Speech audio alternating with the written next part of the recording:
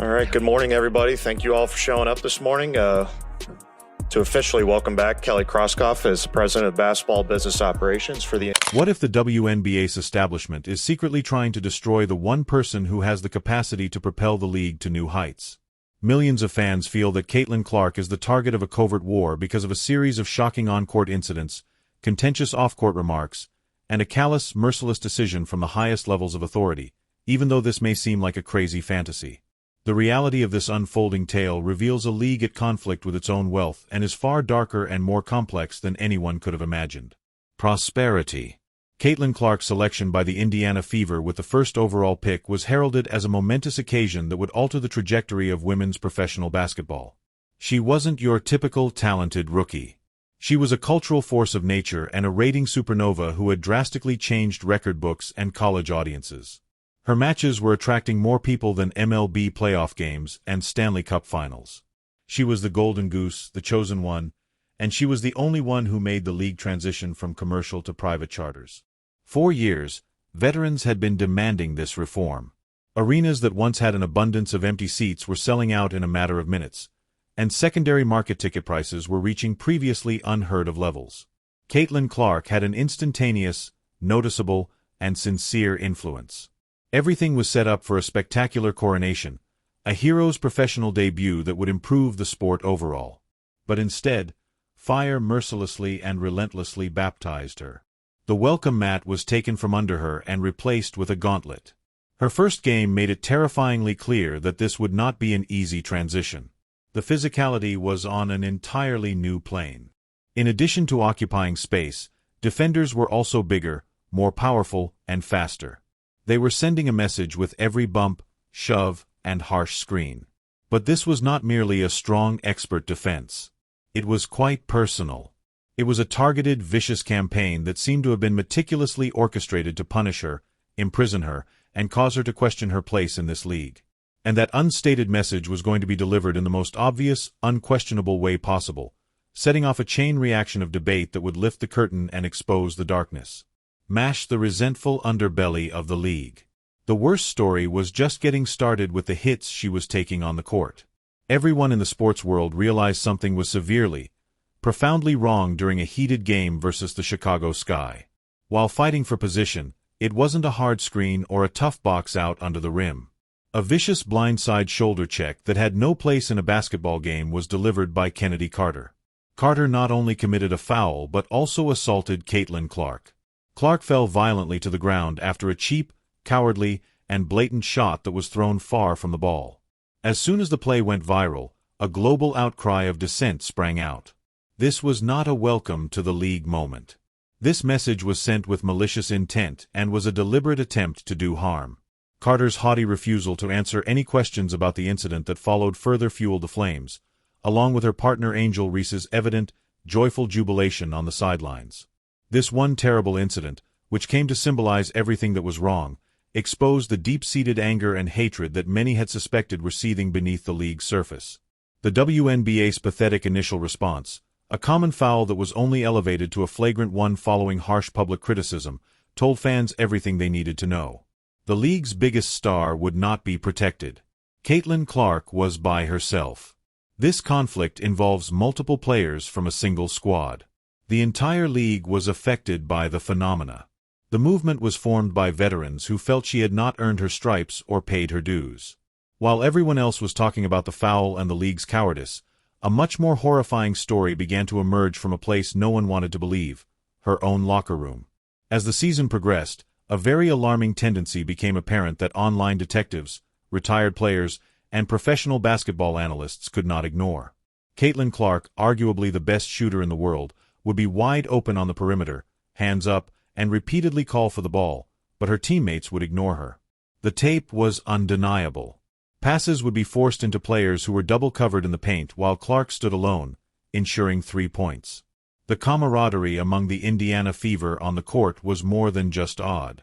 It looked damaged, fractured, and sometimes deliberately sabotaged. Irritated body language and glances at the bench. The group gained notoriety for its tight, silent huddles.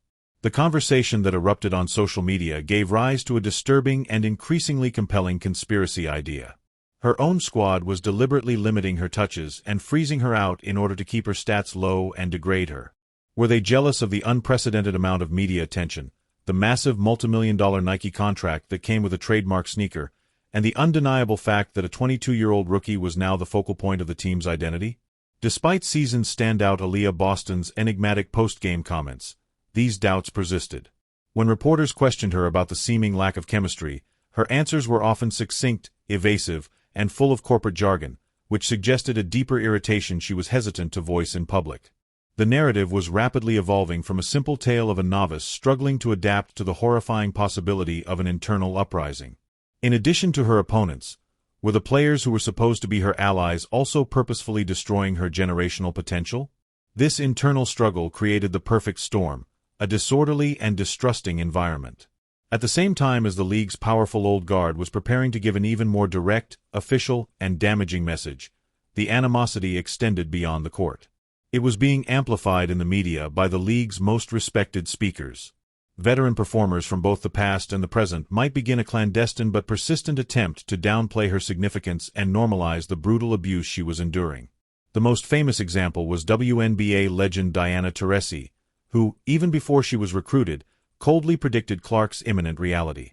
A comment that, looking back, sounds less like an objective analysis and more like a threatening prognosis or even a threat.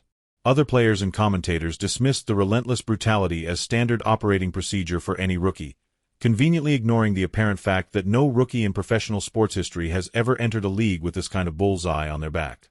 The conversation inevitably became more convoluted and dishonest. Start talking about the very sensitive dynamics of a white player being well known in a league with a sizable black population. As many rightly pointed out, the media's relentless savior narrative unjustly and unwittingly destroyed the incredible legacies of the black women who had worked in relative anonymity for years to build the WNBA from the ground up. This created a perfect storm of professional jealousy, cultural conflict, and righteous fury.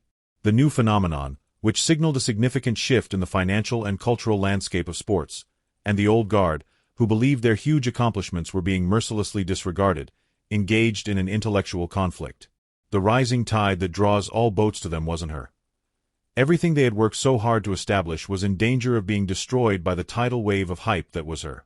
The choice made at the highest level of the sport as a result of this simmering unspoken conflict that was about to become an official, undeniable policy would leave millions of fans astonished, perplexed, and utterly duped. The most damning proof that Caitlin Clark was being aggressively targeted by powerful institutional forces rather than a competitor athlete or a jealous teammate came from the committee entrusted with representing the United States of America abroad. In a decision that defied all rationales, financial, competitive, and otherwise, Caitlin Clark was left off of the USA Olympic team for the Paris Games. The decision stunned the whole world of international sports. It was incomprehensible. This basketball player was the most watched, talked about, and well-liked in the globe. A woman who recently showed that she could give a niche sports Super Bowl-level audience. Additionally, she was informed that she lacked the necessary skills to serve as a reserve. The formal explanations provided by the committee were blatantly offensive, flimsy, and evident. They brought up her alleged lack of senior national team experience and her ambiguous wish for unity within the team. Even though some of the players who did make the squad had less experience or were having statistically poorer seasons, everyone with a head recognized the real reason. This was the most effective gatekeeping measure available. The official word from the ivory tower of American basketball was, "You are not one of us. We don't care how well known you are, how many fans you have, or how much money you earn. This elite club has not extended an invitation to you." It was a terrible, self-defeating decision. Because it was clearly driven by pride, politics, and personal feelings, it felt like an official declaration of war against the future of their own sport. As the Globe and the sports media went bananas, all eyes were on the front office of the Indiana Fever. Their franchise player, their golden goose, and the sole source of their restored prominence had just publicly humiliated them on a worldwide scale. All of their true allegiances would be revealed by their response.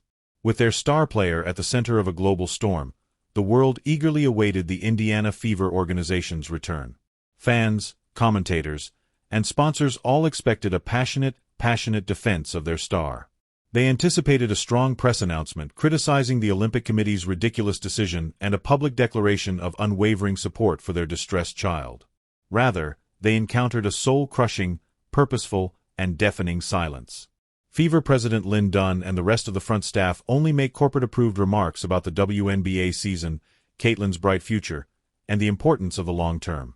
There was absolutely no fight, no fire, no anger, and no passion.